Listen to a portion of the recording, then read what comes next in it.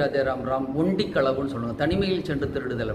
அப்படி ஒரு திருடன் இருக்கான். அவன் என்ன பண்ணுறான், ஒரு மாஸ்டர் பிளான் பண்ணுறான். ஒரு ராஜாவுடைய அரண்மனைக்குள்ளே போயிட்டு அவருடைய படுக்கரையில் கட்டில் கீழே போயிட்டு ஒளிஞ்சிட்டு இருந்தோம்னா இரவு அவங்க தூங்கும்பொழுது அவங்களுக்கு நிறைய நகைகள் போட்டிருப்பாங்க, கிரீடம் இருக்கும், அது தங்கம் வைரங்களால் ஆனது இல்லையா. அந்த டேபிளில் வச்சுட்டு அவங்க உறங்கும்பொழுது எல்லாத்தையும் நம்ம சுருட்டிட்டு வந்துடலாம்னு சொல்லிட்டு அவன் போயிட்டு அங்கே ஒளிஞ்சிட்டு இருக்கான்.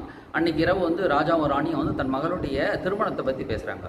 ஒரு இளவரசர்களுக்கு திருமணம் பண்ணி கொடுக்கும்போது அவங்களுக்கு இந்த ராஜாங்கத்து மேலே நாட்டின் மேலே தான் அக்கறையாக இருக்குது. பெண்ணை நல்லா பார்த்துக்க மாட்டாங்க. அதனால் ஒரு நல்ல ஹரிபக்தனை பார்த்து திருமணம் பண்ணி கொடுத்தா நம்ம மகளே நல்ல சத்வகுணத்தோட நல்ல மரியாதையோடு நடத்துவான், பார்த்துப்பான் அப்படின்னு அவங்க நினைக்கிறாங்க.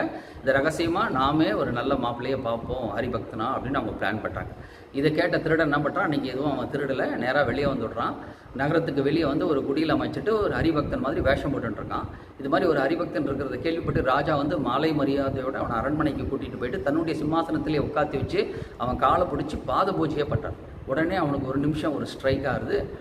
கிருஷ்ண பக்தனாக நம்ம வேஷம் போட்டதுக்கு தேசத்து ராஜா அவருடைய சிம்மாசனத்தில் உட்காத்திச்சு அவர் கைகளால் எனக்கு பாத பூஜை பண்ணுறாருன்னா நம்ம உண்மையான கிருஷ்ண பக்தனாக இருந்தால் எப்பேற்பட்ட ஒரு உயர்ந்த ஸ்திதி கிடைக்கும் அப்படின்னு அவன் உணர்றான். உடனே எல்லாத்தையும் தூக்கி போட்டுட்டு நிஜமான கிருஷ்ண பக்தனாக மாறினானா. ராதே ராதே.